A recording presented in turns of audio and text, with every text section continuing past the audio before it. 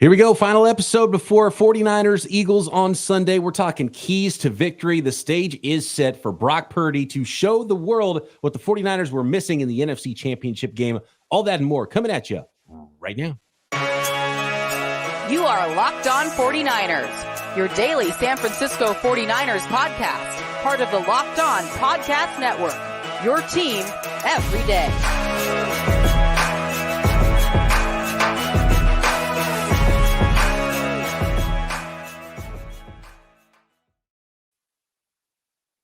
Welcome to Locked On 49ers. Brian Peacock and Eric Crocker with you at BD Peacock at Eric_Crocker. Thanks, everybody, for making us your first listen right here on the Locked On Podcast Network, your team every day. Appreciate all of the everydayers out there. Subscribe on YouTube and everywhere you get your podcast. Today's episode of Locked On 49ers is brought to you by Gametime. Download the Gametime app, create an account, and use code LOCKEDONNFL for $20 off your first purchase. Last-minute tickets, lowest price guaranteed.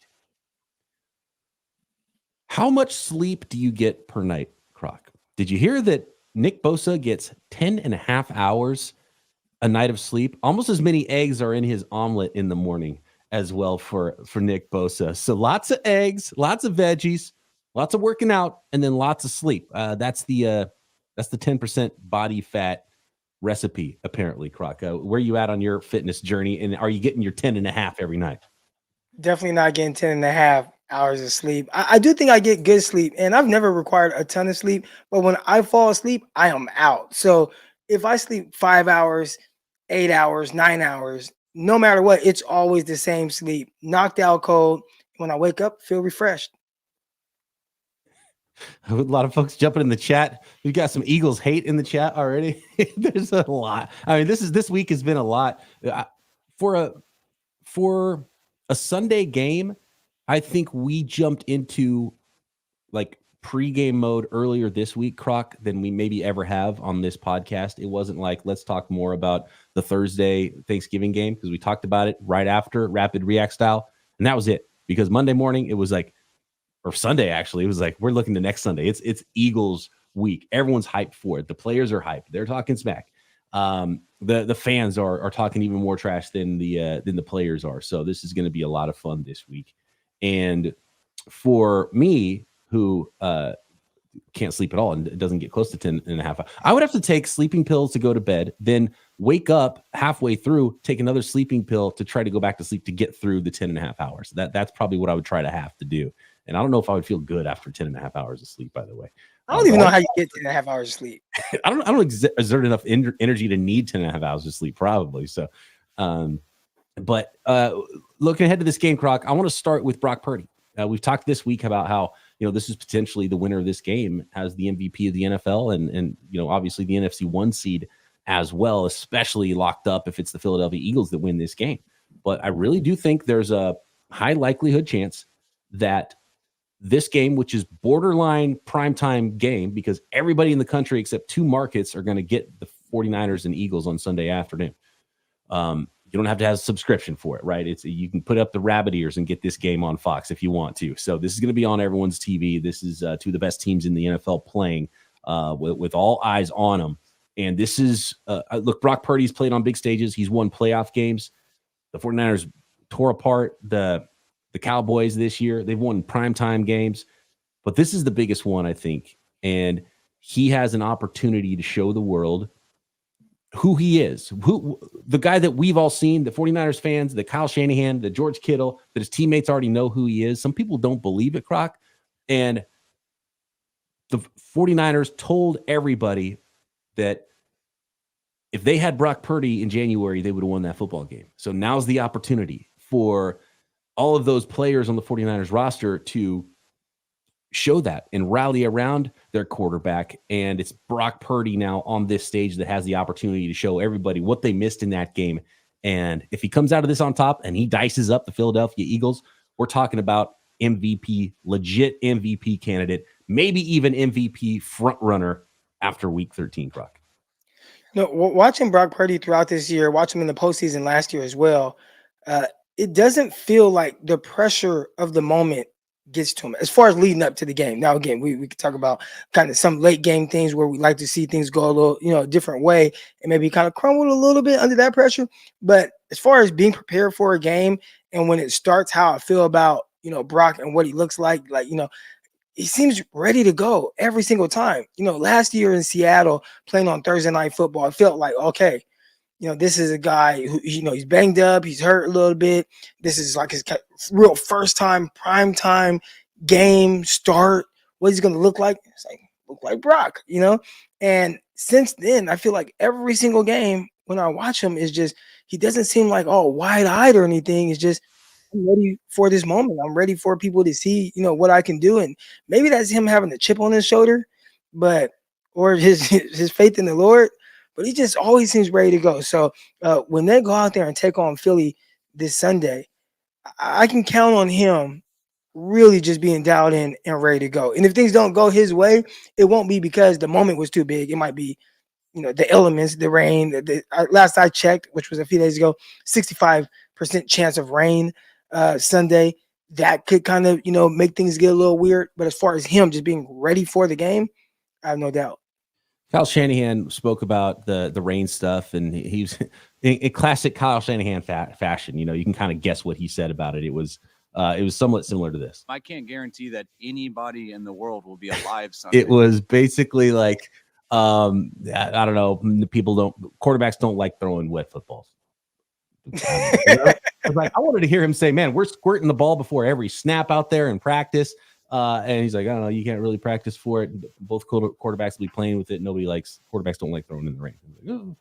All right. I think it's a key to victory for rain not to come down, Croc. I think it's a huge advantage for the Eagles if it is raining because they just played in it. They've been practicing in Philadelphia all week. They just played an entire football game plus an extra quarter of overtime in the rain. It was heavy rain. Yeah, and they're practicing. Not the Chicago Bears Week 1 49ers rain. It wasn't that, but it was a continuous just rain throughout this game. So, some games we've seen 49ers start some games, even with Brock Purdy, where maybe kind of, you see like some light rain a little bit in the first quarter, or maybe it rained a little bit before, but, kind of is either up and down or it's like, oh, no, it's fine now. But that game last week, it was raining throughout the game. And I thought, for the most part, especially second half, Philly handled it very well.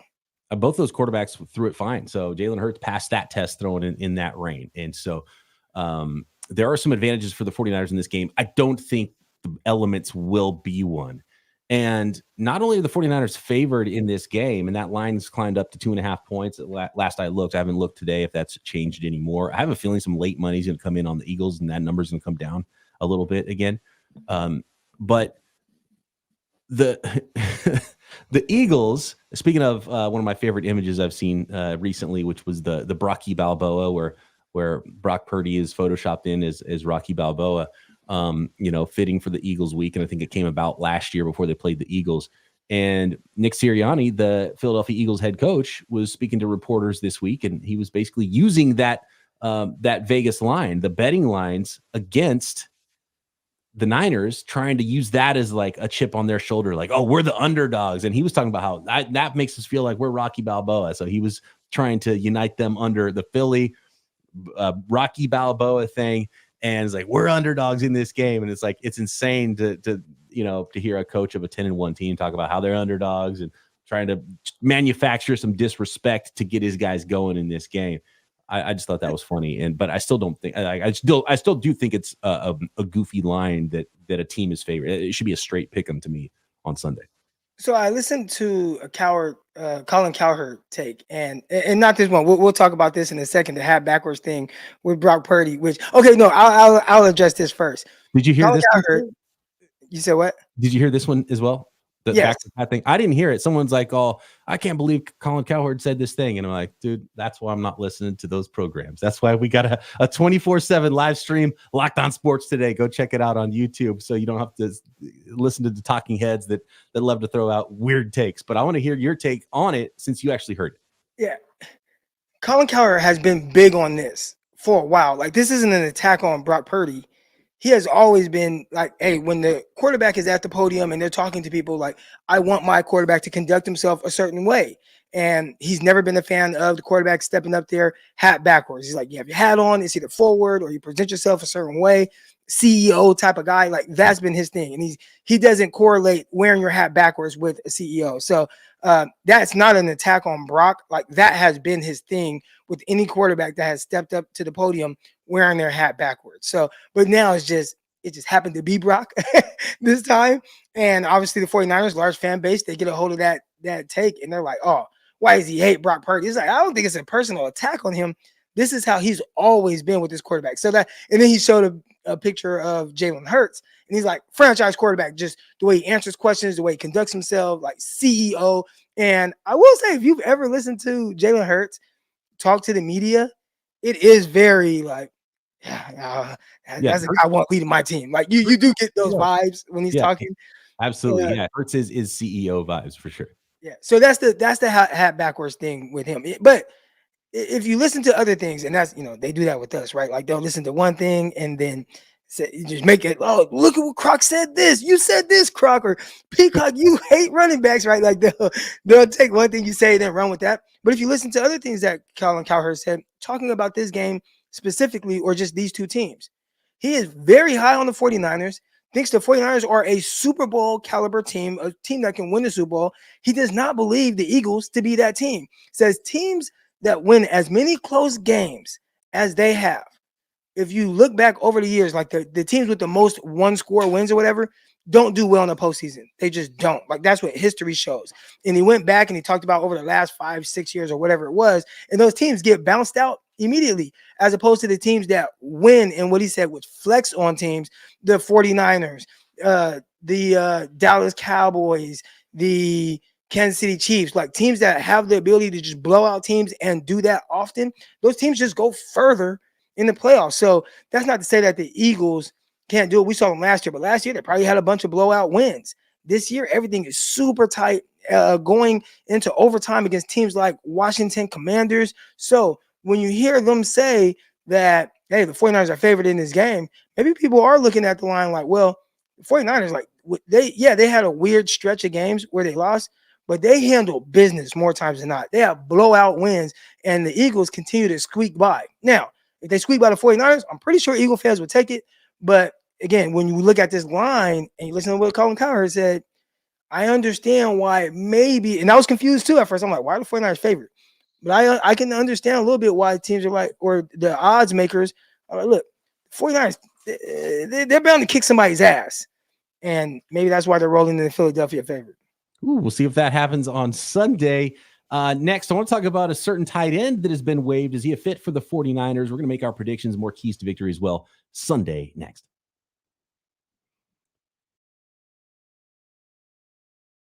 Today's episode of Locked On 49ers is brought to you by FanDuel, America's #1 sportsbook. As the weather gets colder, maybe a little rainy, NFL offers stay hot on FanDuel. Right now, new customers get $150 in bonus bets with any winning $5 money line bet. For example, you bet on those San Francisco 49ers to win money line at the Philadelphia Eagles, boom, $150 if the Niners win, and you can use that extra $150 in bonus bets on spreads, player props, over-unders, NFL games galore, off-season NFL things like NFL draft props, and which coach is going to get fired next, and build your own parlays, of course, at FanDuel, which is one of my favorite things to do when it pertains to FanDuel, and of course, when we ever talk about odds on this podcast, we're bringing up FanDuel odds. So if you've been thinking about joining FanDuel, there's no better time to get on the action than FanDuel right now. So visit FanDuel.com/lockedon. Again, that is FanDuel.com/lockedon. 150 in bonus bets. FanDuel, official partner of the NFL.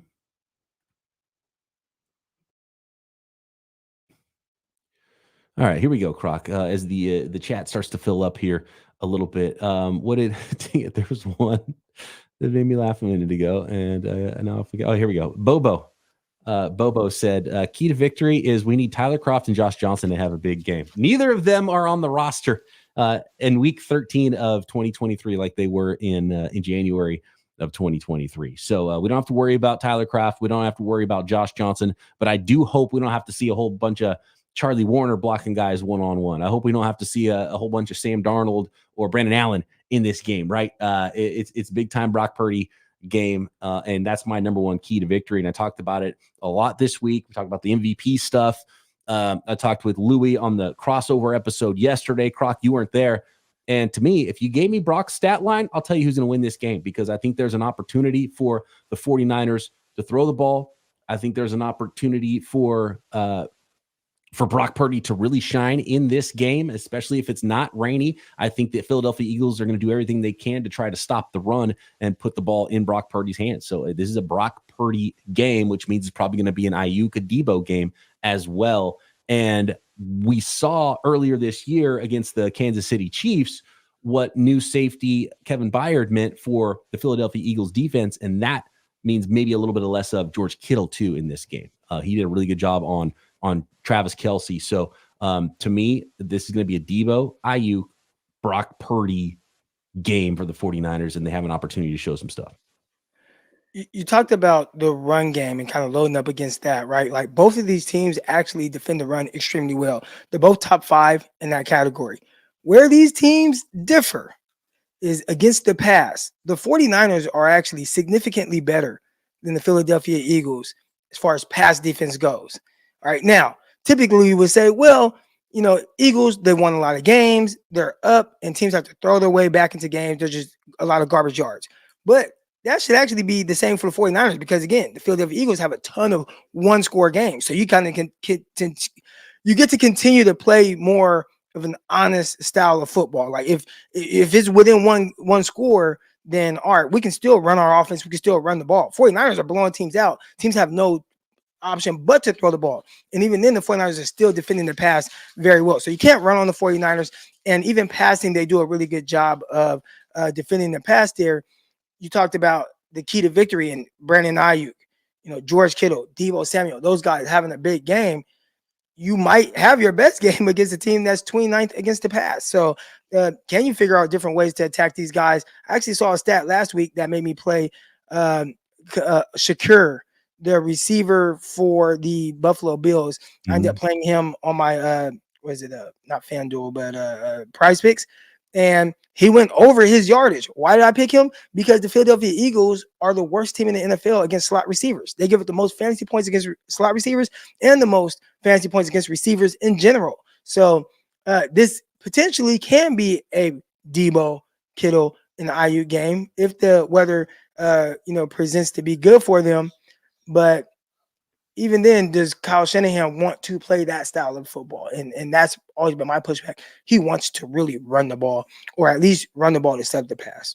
And he's gonna try to run the ball. He's not just gonna say, they're probably gonna be good at that, so let's not go there. He's gonna have some options. He's gonna have Deebo Samuel touches the ball on the first series of the game every single game. Like he's gonna get the ball, he's gonna get involved early, but they're gonna try to get the running game going, because if you can get that going, especially if it's a little bit wet out there, then Kyle's going to absolutely do that. So there's no abandoning the run happening for the 49ers unless they get down big. And then that's a bad scenario for the 49ers with that pass rush. And I think kind of, if you're looking at the numbers on offensive lines, is kind of the same but opposite for the 49ers and the Eagles. The Eagles have one of the best offensive lines in the league. Aside from Trent Williams, the 49ers, and even with Trent Williams, 49ers ranked, I think, 24th in the league on the offensive line. And there's a funny graph. I love how there's like a proliferation of these graphs now, and a lot of them are quarterback related, and it shows, and there was a really good one we showed on the podcast a couple weeks ago about Brandon Ayuk, and it's like separation, like Brandon Ayuk's all by himself, and Kyle Shanahan is a master at getting his players all by themselves in one quadrant of these graphs. And Brock Purdy, every time I see a Brock Purdy graph, he's by himself, upper right corner, all by himself. This one, he's all by himself up in the left corner, because it's basically time to throw, throwing out of a clean pocket. He throws it out of a clean pocket less than anybody in the league. And how good do you throw out of a clean pocket? Better than anybody in the league, right? So it's just like he's always by himself, a unicorn in these quadrants. He truly is a unique player, Brock Purdy is. And I can't wait to see him play in this game. But if the 49ers, if it is close or the 49ers are down, we've been asking the question, talking about the 49ers throw their way back in a game. That's going to be huge. And can you pass protect in that case when you do become one-dimensional, if you do become one-dimensional with that defensive line of the Eagles against the 49ers offensive line. So that'll be a question. So that's a big key for the 49ers, is scoring first and not allowing themselves to become one-dimensional. I definitely saw that graphic that you're talking about, and I didn't engage in the conversation or anything on it on social media, but we did just touch on this. I don't think Brock needs to play from a clean pocket to be effective in a game. Not at all. I think his strength is 90% of the time playing on time, timing and rhythm, and being accurate. Like that's his strength. So if you can do those things, and we've seen this with the 49ers, you can, we saw this with Jimmy Garoppolo. If you just trust the system, if you trust what Kyle Shanahan is telling you, what is going to be there, you don't have to have the best protection. Now, I'm not saying that having better protection wouldn't help him, but it feels like, and it looks like there's this element of his game and Jimmy's game that mirrored what Kyle Shanahan is thinking, how he sees it. And hey, you can have somebody running at you clean, but the answer is there. So just let it rip. Trust the guy's going to be there. And more times than not, the guy is there and open. So I can see how you can get a graphic like that where it's just like, man, this guy doesn't have great protection. He's not throwing from clean pockets. But he just says, forget the pocket. I'm just going to trust what Kyle's telling me. More times than not, you're going to be right. And a lot of those graphs too, what I think of is this is a Kyle Shanahan graph. This isn't a ex-player graph, because we always saw this too with Jimmy Garoppolo. Remember, it's like, oh, EPA per play. Look how good he is in the league. Look at yards per attempt. Jimmy Garoppolo's tops in the league, right? And Brock Purdy's taking that into a new level with what he's doing in Kyle Shanahan's offense. So it all works together. It's complementary with the play caller, what he's able to do. We're seeing what Mike McDaniel's doing as well with that scheme in Miami, doing it his own way and creating opportunities for his players. It's helping your quarterback play up. It's helping the playmakers play up. It's getting guys more wide open. It's more yak yardage, and it all works together. So when I see those graphs and I see someone all by themselves, the player is a big part of it, but it's just an entire offense stat, especially those EPA per play. All right. Next, Croc. Zach Ertz, is he a fit for the San Francisco 49ers, or actually will he end up on the other side of the Philadelphia Eagles by the time this game gets going on Sunday after being waived by the Arizona Cardinals? We'll make our quick predictions as well next. Today's episode of Locked On 49ers is brought to you by Gametime. Download the Gametime app.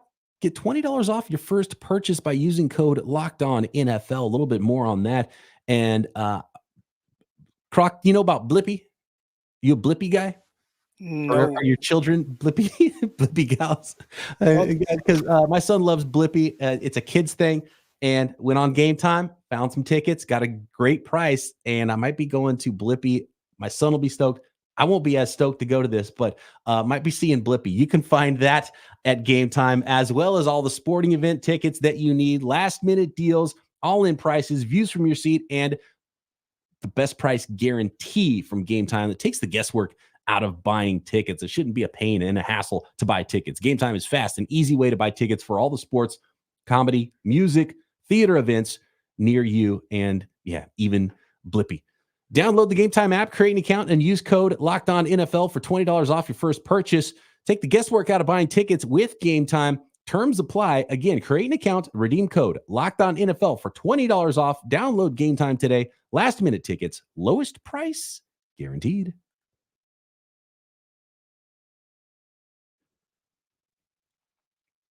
Shout out to our guy, Jason Aponte, Croc. He collected some stats on the Philadelphia Eagles defensive backs, and I referenced these earlier on in the week, and I just want to run them by you because I want your opinion on who, because I think the 49ers secondary is a little no-name, especially without Talanoa Hufanga, and I think some people would say, oh, Bradbury, Slay, the Eagles have a better secondary. Darius Slay, 499 coverage snaps this year. He's allowed 45 receptions on 69 targets. That's 65.2% reception percentage.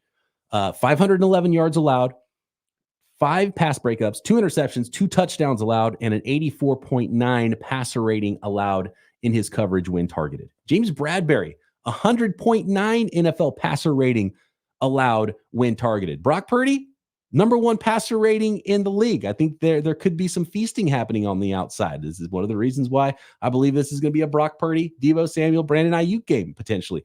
37 receptions allowed on 69 targets. It's 53.6% catch percentage in James Bradbury's coverage, and even bigger plays, 7 touchdowns allowed for James Bradbury. He had a really good pick actually last week, which I think is his only interception of the season, and 7 pass breakups as well for James Bradbury. I don't have the same numbers on the 49ers DBs, but there are certainly better numbers than that. What do you think about the secondary, 49ers kind of no-name secondary, or the bigger name secondary that might not be playing up to their name in Philadelphia? Deebo Samuel got killed in the offseason for saying James Bradbury was not good. And people he didn't say he wasn't good. He said he was trash. Yeah. Deebo said he was trash. I won't go that far. But this is a guy that, had an all-pro year. He was really good when he was on the Giants. So I think it is like somewhat surprising to see him have, this kind of a down year. When it comes to Darius Slay, though, well, first of all, between the two, if I had to target one, I would target Bradbury over Slay. Yes. Slay can make you pay. And if you're off, because he does a really good job of playing off coverage and anticipating route concepts, if you're off or you're late, and we saw, our quarterback is prone to do that in the conditions that they might be playing in, he will make you play. Next thing you know, you're watching him running to the end zone. So Darius Slay is a guy who definitely is a playmaker. You don't want him to be that playmaker against you. I attack him if the scheme presents itself and the opportunities presents itself, but I would maybe make it a focal point to go after Bradbury. Now, that still hasn't been Kyle. I think Kyle just runs his scheme, and Brock, you find the answers. So I don't think that Brock or Kyle will shy away from anyone. It's just going to be, this is our scheme. This is how we want to attack them this week. It might be Kittle this week, or it might be Deebo. It might be Ayuk. We'll find that out on Game Time. So I saw some people asking some fantasy questions or some PrizePick questions in the chat. I said I'm staying away from 49ers receivers and pass catchers because I just, outside of Christian McCaffrey, stay away from him. But we don't know who he's going to scheme this game for. I would like to see him scheme it for maybe Ayuk at Bradbury and test their luck with that, especially down the field if he's giving up those big plays. And that was what Deebo referenced when he was talking about Bradbury being trash, because Ayuk, on the play that Brock Purdy got hurt, Ayuk had him beat. He had him completely roasted, and Brock didn't get the ball out in time, got hit. And so, yeah, that's we get to see some things that we did not get to see in January, hopefully on Sunday, and it should be a lot of fun. Yeah, it's hard with the prize picks with 49ers receivers because someone's going to eat. You just never know week to week which guy it's going to be.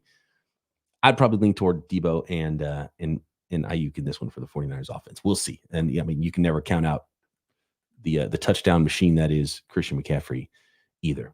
Zach Ertz, asked for his release, has been waived by the Arizona Cardinals. Croc, do the 49ers claim him? Do the 49ers try to sign him if he slides through waivers? Do you think the Dallas Cowboys maybe try to get in there and claim him before he gets to either the 49ers, or probably most likely, I think the landing spot for Zach Ertz is probably the Philadelphia Eagles? Dallas Goedert is hurt, and I don't know if anybody wants to pick up the remainder of Zach Ertz's salary. He's got an $8 million salary next year. Now, much like Randy Gregory, he's going to get cut by the 49ers, or that salary is going to get completely washed away, I'm sure. You could still claim him and then cut him and not really have that salary on the books for next year with Zach Ertz. And I think it's a prorated portion of whatever that $8 million is left this year. So $4 million, less than $4 million. So like $2.5 million, I think it is, for Zach Ertz the rest of this year. My guess is he gets claimed, but what do you think about Zach Ertz on the Niners? And is he even a player you'd be worth trying to block to another team? Not block, definitely. But when you look at the 49ers, do you have a solidified tight end two? And I think Zach Ertz, as a veteran, someone who definitely could step into that role and be that. You don't need him to be George Kittle, but can he be a guy that just plays off of George Kittle? We watched Jordan Reed. I want to say he maybe retired, then came back to the NFL or whatever. But however Jordan Reed ended up on the 49ers, I think he was a really good tight end two option. Unfortunately, he had to end up being tight end one, and then he got hurt. But George Kittle was hurt that year. If George Kittle can play and continue his role, and Ertz can come in and be your tight end too and kind of move around the formations and do those things, I think it'd be a really good signing. I saw some 49er fans pushing back on that. on social media. I'm like, hold on. It's not like you got Aaron Hernandez and Rob Gronkowski out there. Like, you could use a legit tight end too.